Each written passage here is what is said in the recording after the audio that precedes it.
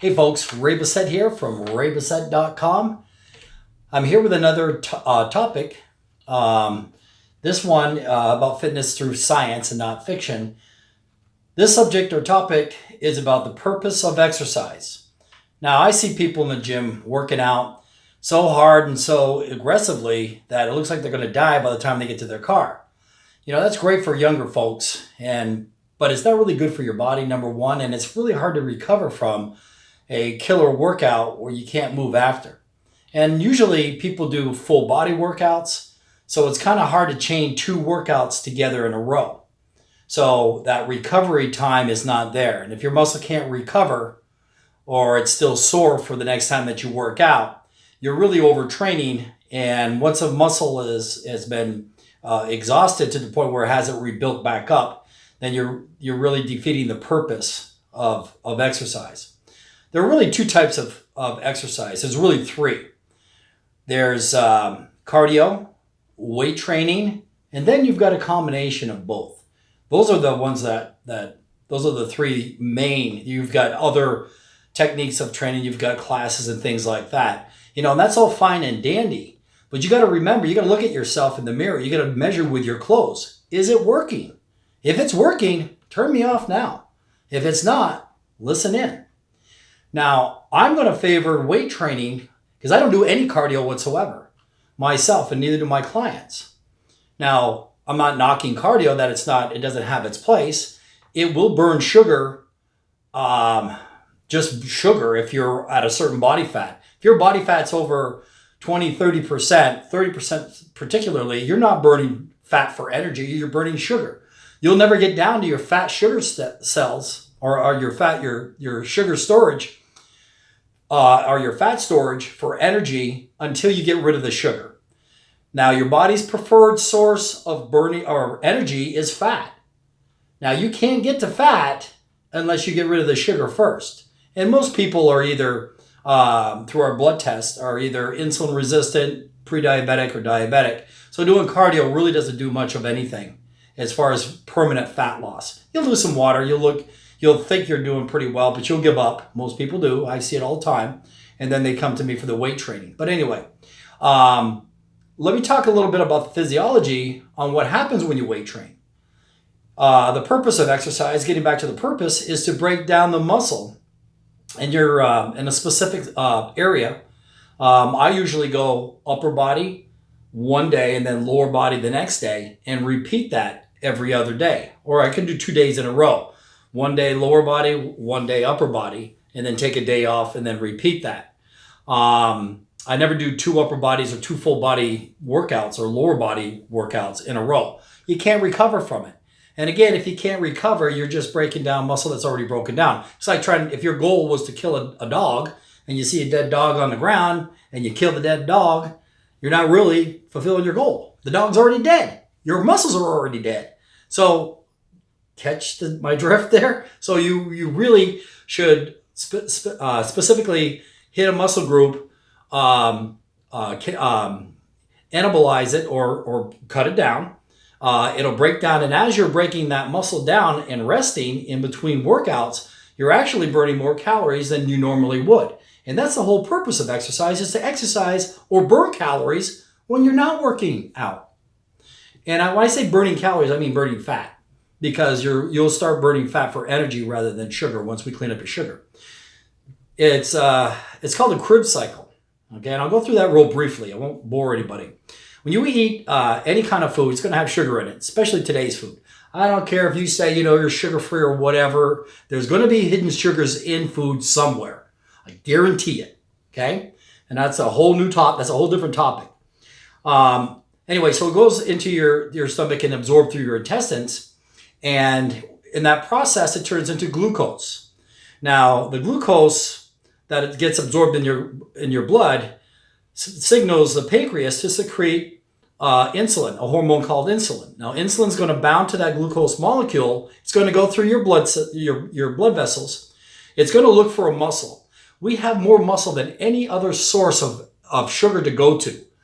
Muscle loves sugar. Okay, so as that molecule of glucose and insulin starts going through your blood vessels to a muscle. It knocks on the door to the muscle receptor and says, can we come in? Do you need glucose? Well, if you're not weight training and you're not breaking down that muscle to begin with, it skips by your muscle, goes to your liver, goes to your brain, and turns into a triglyceride. Then, if it's not burned off at that point, it turns to fat. Okay, so now you're starting to get where that blood test comes in. You know, A1C, we're looking at sugar. Glucose, we're looking at daily sugar. Insulin, we're looking to see what your insulin levels are. Those are all key factors in what you're made of. And if you don't know where you are to begin with, or a base point, you don't know where you're going or where you or how to get there. Okay. So anyway, when you weight train, you break down the muscle or the glycogen, which is a stored is the stored version of glucose in your muscles. It's there for energy. It's kind of like when prehistoric days, when you're running away from a saber-toothed tiger, you needed that quick energy, and it comes out of the form of glucose in your muscle. So you break that down. The glucose and insulin says to the muscle receptor, can we come in? The muscle receptor says, sure, come on in. This guy's been weight training, so the sugar goes in there. Also, the blood circulating through your body has sugar in it too. That'll accept it too. So now you're starting to clean up your blood. Now you can be sugar or glucose, I shouldn't say glucose free. Now your levels of sugar in your blood are down, which brings the levels of insulin in your blood down.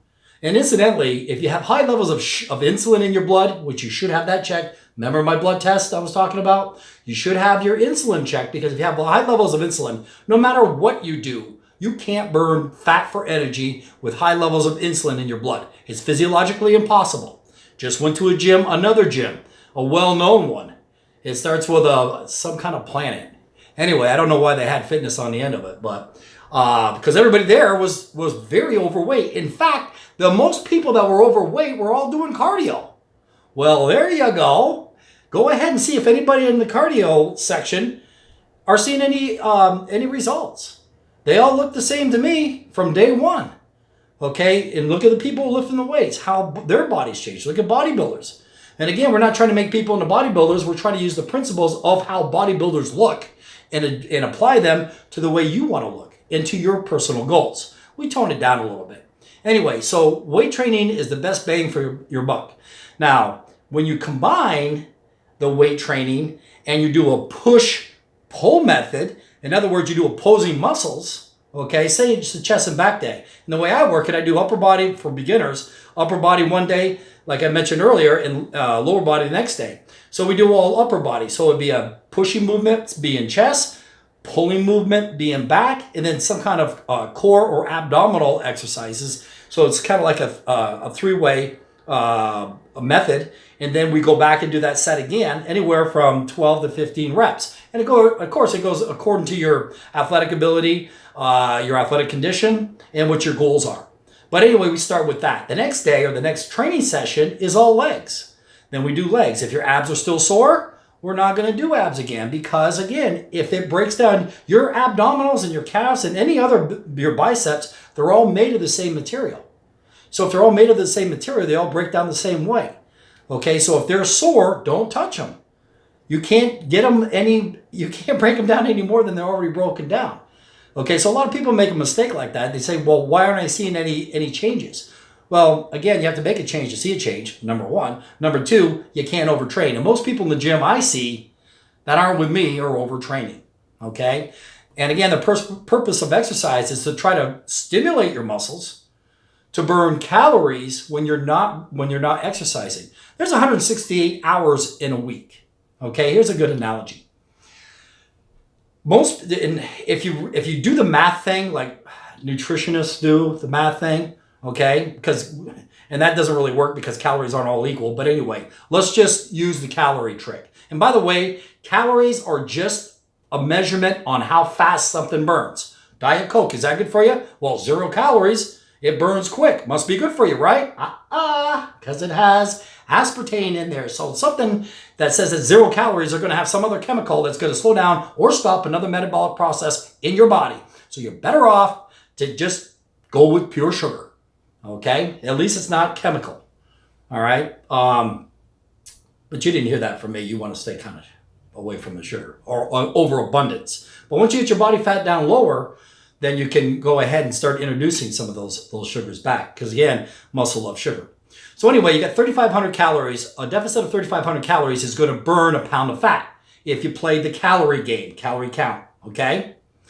So that means you would have to do at least an hour cardio to burn 500 calories. And this is just an example if you did calories.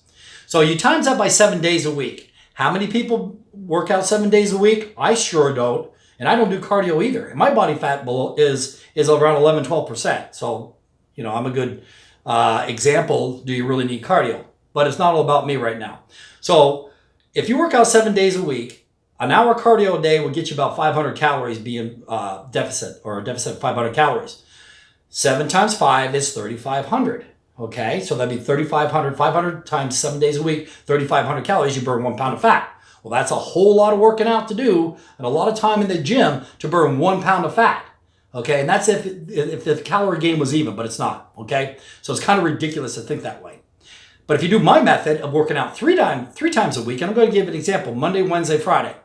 You work out with 1 hour with me to stimulate either your upper body, lower body. Okay, you burn 300 to 400 calories. All right, but we do a push, pull, or opposing muscles method, then abdominals, and we do that throughout the whole hour. And you're moving. Guess what? You check your heart rate, and it's above your resting heart rate.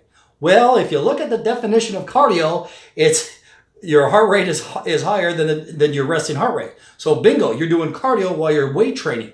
Not only is weight training good for your muscles, but it's also good for your bones. And people, especially older people, women particularly, need to have that bone strength.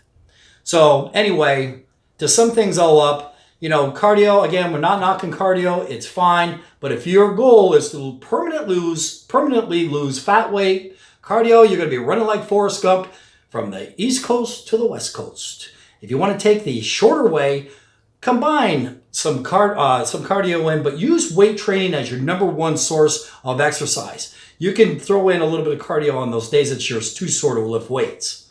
Okay, this is Ray Bessette signing out with a tip and a topic of the purpose of exercise. Remember, it's fitness through science and not fiction.